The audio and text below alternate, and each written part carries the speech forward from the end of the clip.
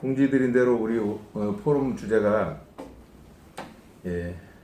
한미 관계를 포함해서 글로벌 경제 위기와 그 대처 방안에 대해서 이제 우리 여기 성 회장님하고 질의응답 형식으로 좀 진행을 하려고 합니다. 먼저 그래도 소개는 나중에 하기로 했어도 우리 강의하시는 패널이신 성보경 회장님은 소개를 좀 미리 드려야 될 것 같습니다. 그 성보경 회장님은 M&A하고 투자 금융 쪽의 전문가세요. 특히 그 M&A 분야에 대해서 아시는 분은 그 M&A 분야 중에서 경영권 분쟁이라는 게 가장 어렵고 난이도가 높은 분야인데 그 경영권 분쟁에 있어서 우리나라 최고 전문가십니다. 21번 의뢰를 받으셨는데 26승을 하셨고 1무를 하셨다고 아직도 한 번도 안 하셨답니다. 그래서 오늘 또 이제 경제 분야에서도 깊은 그런 전문적인 지식을 가지고 계시니까 그래서 오늘 좀 알기 쉽게 이렇게 풀어서 좀 설명해 주실 걸로 생각을 하고 기대를 하고 있습니다. 우선 그 경제위기에 질문 드리기 앞서서 경영권 M&A 전문가신데 우리 자본주의 꽃이라고 불리는 그 M&A에 대해서 좀 알기 쉽게 좀 설명 좀 부탁드릴게요. 일반적으로 이제 우리가 기업이나 정부 이런 데 국가의 구조를 보면은 크게 경제 활동할 때는 정부, 기업, 가계 이렇게 세 가지로 나누잖아요. 그러면 이제 여기서 하는 역할이 생산적이고 국가를 성장시키는 전략의 동력은 대개 기업이 중심으로 하고 그리고 이제 그 기업에서 만들어 놓은 제품을 소비하는 소비 주체가 이제 가계고 그리고 이제 국가는 뭐 이 규칙을 정한다든가 아니면 뭐 정책을 만든다든가 해가지고 시장 경제가 잘 돌아갈 수 있도록 만들어주는 거잖아요. 근데 자본주의에서 왜 아까 이제 사회자께서 왜 꽃이라고 그러냐면은 이 생산을 담당하는 기업의 경영권과 소유권 그리고 이제 이런 투자라든가 이런 전체를 다루는 게 M&A입니다. 그 M&A는 그 중에서도 이제 기업의 경영권을 누가 갖냐에 따라서 그 나라의 부를 창출하기도 하고 또 기업의 부를 창출하기도 하는 핵심 결정권을 갖는다는 게 이제 경영권이지 않습니까? 그러니까 그 경영권을 다투는 게 M&A고 경영권 분쟁이고 이런 거니까 자본주의에서 생존할 때는 M&A를 모르면 사실 경제 주체로서 약간 배제될 수도 있다. 그리고 진짜 돈을 벌고 싶으면 기업 경영권을 가져라. 이렇게 쉽게 요약할 수가 있을 겁니다. 별로 안 쉬운 것 같은데 좀 더 이제 우리 인간 사는 그런 실예를 좀 더 들어서 좀 더 쉽게 비율적으로 좀 설명해 줄 수 있는 방법이 있을까요? 잠깐만 이거 전화가 와가지고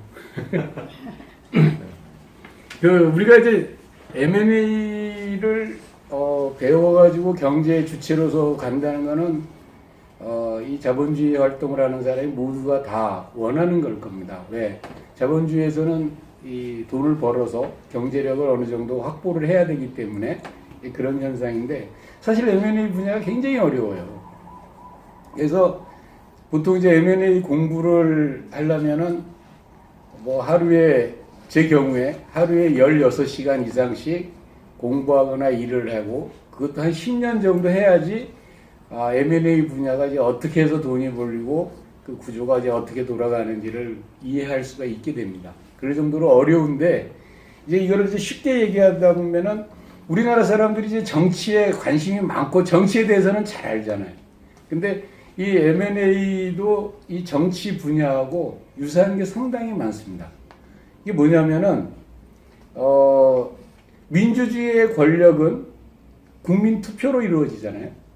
근데 자본주의 그 경제력의 권력은 주식의 의결권에 의해서 만들어진다고요. 그러니까 경제든 권력이든 선출에 의해서 된다는 거죠. 그런데 민주주의는 사람 머릿수에 의해서 이 투표권이 있고 자본주의는 주식의 주식을 얼마만큼 소유하고 있냐에 따라서 주식을 한 사람이 여러 개를 가질 수도 있잖아요. 그래서 의결권은 모아질 수도 있고 흩어질 수도 있는 겁니다. 그 차이가 그거고 어쨌든 간에 자본주의든 민주주의든 선출을 해가지고 그 파워를 갖는다는 거는 거의 공통점이죠. 근데 이제 여기에서 이제 우리가 알아야 될 것 중에 하나가 자본주의는 경제력을 많이 가진 사람이 투표권도 많아요. 근데 민주주의는 돈을 얼마큼 가지고 있느냐에 관계없이 모든 사람이 공통적으로 한 표씩 갖고 있잖아요. 그죠? 그러니까 이 차이가 이제 자본주의하고 민주주의의 차이인데 우리가 여기서 이제 알아야 될 거는 자본주의의 그 원리를 활용을 하면은 민주주의의 권력도 가질 수 있는 방법이 있습니다.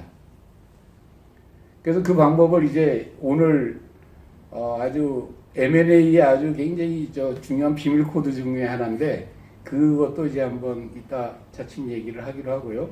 그리고 이제 M&A를 이제 쉽게 얘기한다면 M&A의 기본 정신은 통합과 협상입니다. 근데 대체적으로 왜 그러냐면은 우리가 이제 일반적으로 사람도 남자와 여자가 있지 않습니까? 그럼 남자와 여자가 결혼한다. 원래 M&A 머저를 우리가 항상 있는 얘기로 marriage라고도 읽어요. 그러니까 결혼하는 거는 합병하는 거다. 그러니까 M&A를 너무 어렵게 생각하지 말고 결혼한다고 그냥 생각을 하시면 돼요. 근데 결혼을 하려고 그럴 때 상대방에 대해서 파악하잖아요. 조사도 하고 뭐 이렇게 해가면서. 근데 기업도 만약에 합병을 하기 전에 그런 조사를 다 하거든요. 가치도 매기고 평가도 하고 뭐 사람을 평가한다는 건 좀 그렇게 하지만 그래서 결혼을 하면 이제 거기서 이제 아이가 생기고 그러면 이제 아이도 낳고 그래서 키우고 아이도 교육시키고 해서 좋은 아이로 성장을 시키듯이 기업도 합병을 해가지고 그 자회사도 만들고 또 손회사도 만들고 이런 식으로 만들잖아요. 그리고 또 M&A가 우리는 이제 합쳐지는 것만 알고 있는데 이렇게 살다가 보면 또 이제 아이가 이제 성장해가지고 뭐 취직도 하고 그러면은 분가시키잖아요.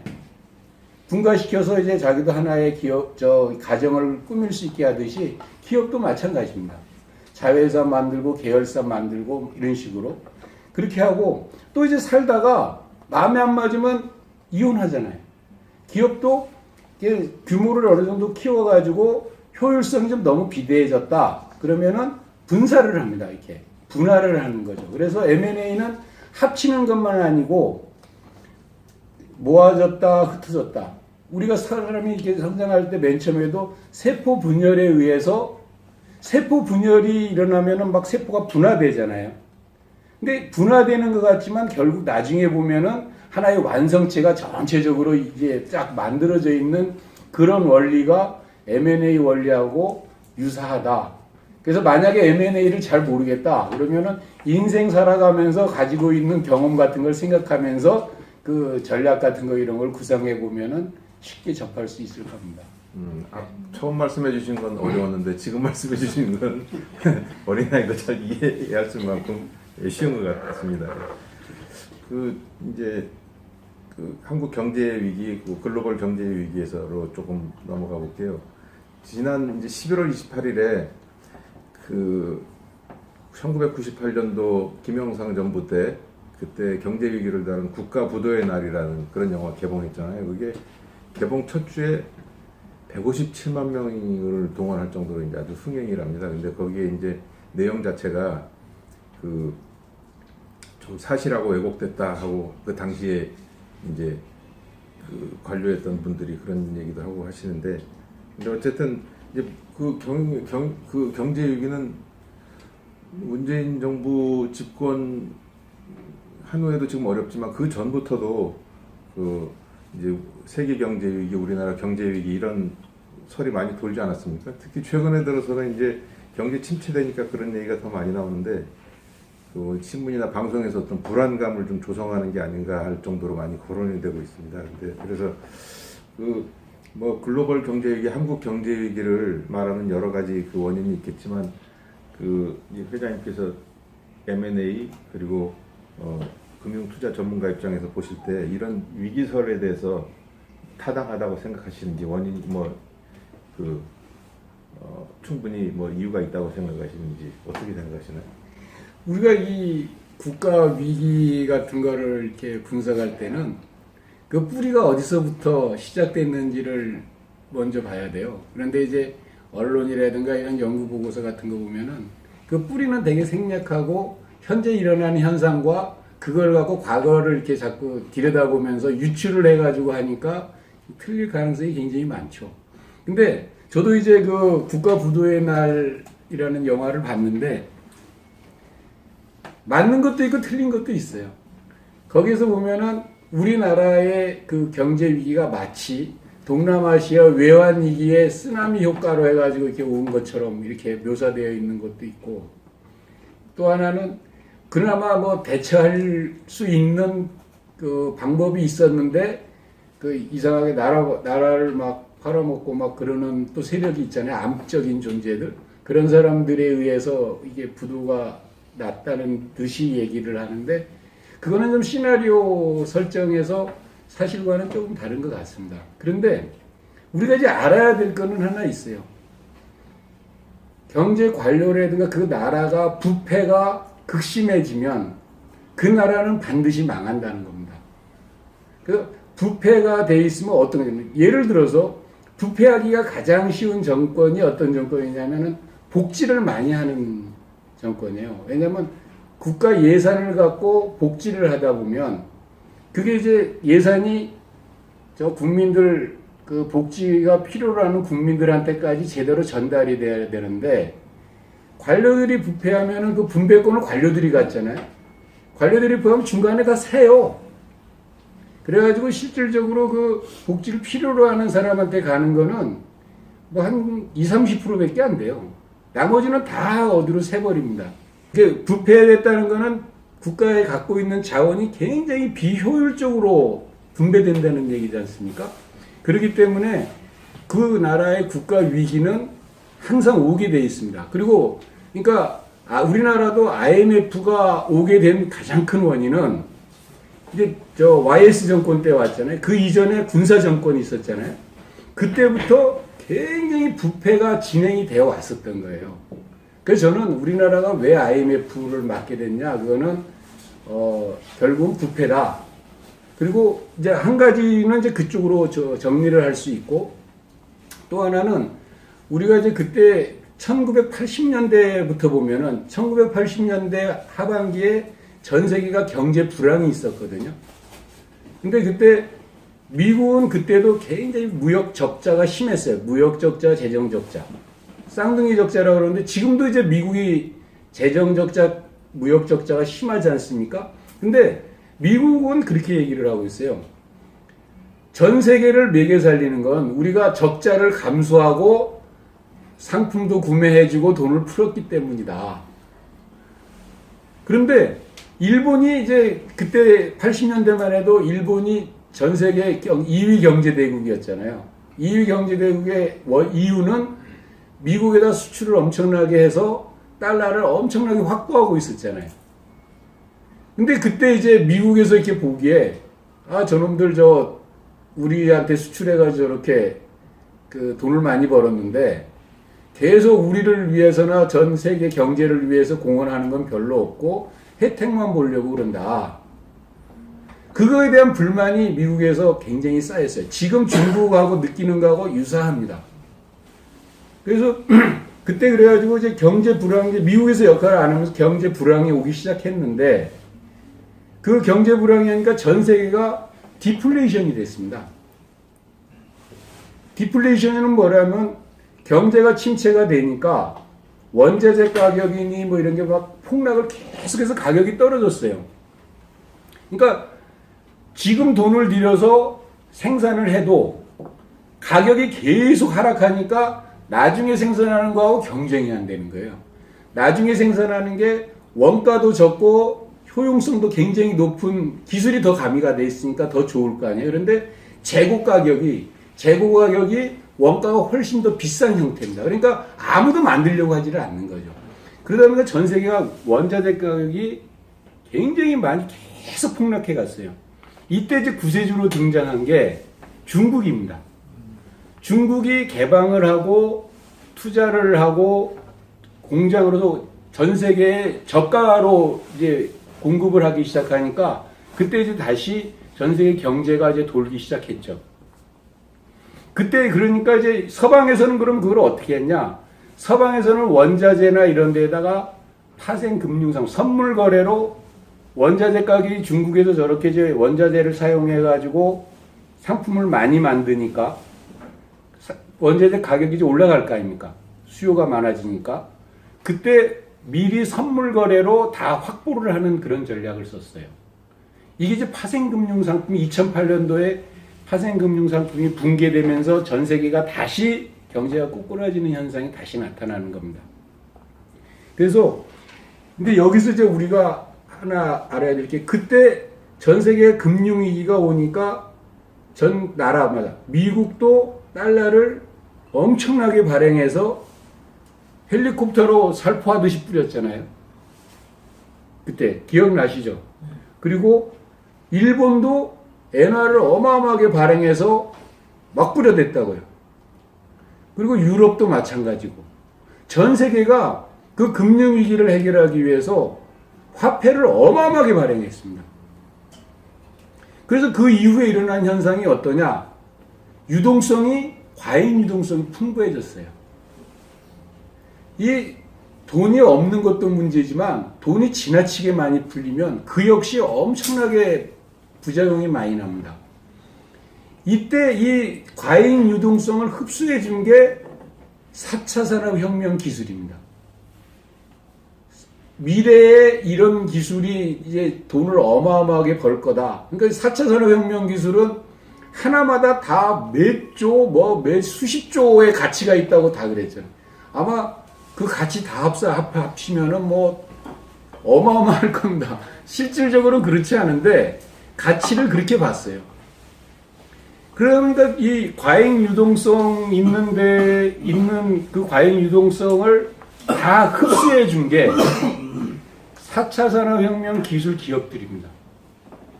그래서 이제 거기서 돈을 엄청나게 흡수해져 가지고 유동성은 해결이 됐는데 과잉 유동성은 해결이 됐는데 이 굉장히 비싸게 모은 이 자금이 다 수익성은 형편없는 거예요. 아직도 수익성 형편없고 그리고 인프라가 4차 산업혁명을 이끌고 갈 수 있는 인프라가 아직 형편없고 그리고 이게 이제 유통되려면 법적인 여러 가지 그 장치가 되어 있어야 되는데 법적 정비도 아무것도 안 돼 있죠. 그래서 다시 한번 이제 이 4차 산업혁명 기술의 버블이 꺼지는 시기가 올 겁니다. 그게 지금 꺼지고 진행되고 있는 상태에서 내년에는 4차 산업혁명 기술에다 투자했던 대부분의 기업들이 아마 상당히 어려움이 겪어지면서 그 버블이 꺼질 겁니다. 그래서 경제가 굉장히 어렵게 되겠죠. 지금 그럼 한 20년 동안 IMF 이후로 이렇게 좀 지금 현재 위기설이 나오는 그런 역사를 요약해서 말씀해 주셨는데 그러면 근데 지금 IMF 때는 우리나라 외환 부족 때문에 여러 사람이 실직도 하고 또 이제 그 부동산 가격도 폭락하고 여러 가지 재산상의 많은 손실을 보았는데 근데 그런 지금 우리나라도 외환 위기라든지 그런 IMF만큼의 그런 큰 위기도 올 가능성이 있다고 보시나요? 있죠. 가능성은 있는데 요번에는 이제 조금 구조가 달라요. 전에는 IMF 때는 국가에 외환 보유고가 없었고 외환 보유가 없을 때 제일 먼저 무너진 게 기업입니다. 왜냐하면 외환이 없으니까 원자재 수입도 안 되죠. 그리고 외부에서 발주를 줄 때도 한국 불안하니까 수주 같은 거 안 주죠. 이런 형태로 됐고 또 정부 역시도 기업을 도와줄 외환이 없었어요. 그러니까 국가 부도의 직전까지 몰리게 된 겁니다. 근데 가계부채는 달라요. 가계부채는 왜 다르냐면 예를 들어서 우리나라 정부에서 요번에도 왜 그 공공주택 임대주택 했는데 임대주택 했던 사람이 분양받으러 그러니까 아파트 가격이 너무 올랐다. 그래서 어제 그거를 몇 년 더 살 수 있게 유예를 해줬잖아요. 그 어제 있었던 일입니다. 근데 가게는 그 생산자가 아니고 소비자잖아요. 소비적으로 굉장히 힘들 거예요. 경제가 어려워지면 소비적으로 굉장히 힘들고, 그런데 기업은 지금 자금이 풍부하죠. 외환보유도 풍부하잖아요. 이 풍부한 유동성 현금을 갖고 있기 때문에 수출이 가는데 원자재 사오고 이러는데 별 지장이 없어요. 그래서 가게에서 소비를 해줘야지 기업도 돌아갈 거 아니에요. 그러니까 이제 가게가 어려워지고. 이제 가게가 원래 경제는 계속 순환이 되기 때문에 가게가 어려워지면 좀 이따가 이제 기업도 어려워지고, 기업도 어려워지면 이제 정부도 어려워지고, 이렇게 돌긴 돌아요. 근데 이제 중간에 잘라서 긴급 처방을 할 수가 있는 거죠. 왜냐하면 정부라는 게 항상 경제 위기가 오면은 긴급 처방을 하잖아요. 근데 우리나라 정부와 기업은 긴급 처방을 할 수 있을 정도의 자금을 확보하고 있어요. 다만 가게만 그거를 못 갖고 있는 거죠. 그래서 근데 가게가 이제 어려워지면 제일 큰 타격을 받는 게 아마 부동산 경기일 거예요. 부동산 경기 중에서도 아파트. 왜냐하면 가게는 부채도 있지만 자산도 갖고 있잖아요. 근데 자산 가격이 이 뭐냐면 부채는 빨리 갚아야 되는 유동성 있는 거고, 아파트는 고정화돼 있단 말이에요. 고정자산 성격이란 말이에요. 근데 이 가격이 떨어지면 경제를 살렸잖아요. 이제 그러니까 지금 경제가 우리가 이제 살아난 거는 가게가 돈을 빌려서 그걸 갖고 아파트니 뭐니 이런 걸 엄청나게 사들였기 때문에 이 지금 우리나라가 이 정도라도 성장이 된 거거든요. 근데 이제 그게 이제 만약에 어려워진다면 고통스럽기는 하지만 국가부도까지는 안 갈 겁니다. 근데 잠깐만요. 예. 근데 이제 여기서 뭐가 문제냐면, 만약에 외환이 우리나라에 투자되어 있던 외환이 빠져나가기 시작하면 또 얘기가 달라집니다. 왜냐하면 예를 들어서 주식시장이 외국인들이 다 지금 50%가 넘잖아요. 외국인 투자 비율이. 빠져나가면 주가가 폭락하고, 주가가 폭락하면은 기업 신용 등급이 떨어지고, 이게 연쇄 반응이 일어나거든요. 그렇게 되면 기업이 가지고 있는 현재의 그 자산 갖고 현금 갖고 버틸 수 있는 것도 어느 정도 한계가 올 겁니다. 그래서 지금 정부에서 정책을 이게 우리나라에서 발생할 수 있는 가장 큰 위험 중에 하나입니다.